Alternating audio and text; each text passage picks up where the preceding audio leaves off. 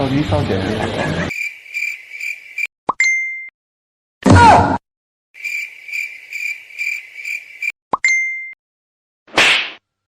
ဟာရမအဲ့လိုမပြောနဲ့လေကွာ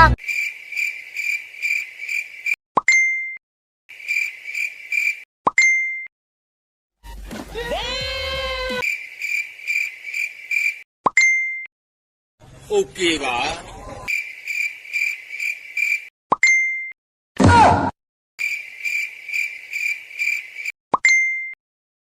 ကျေးဇူးတင်ပါတယ်လို့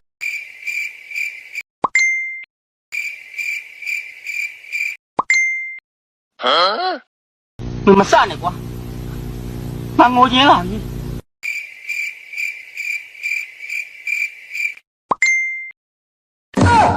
ဒီလုံးမှနည်းနည်းတော့လွန်လာ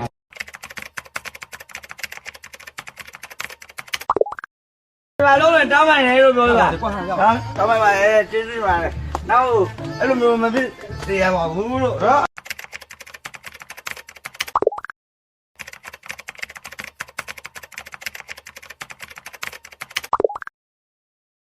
ဆင်းပြေလား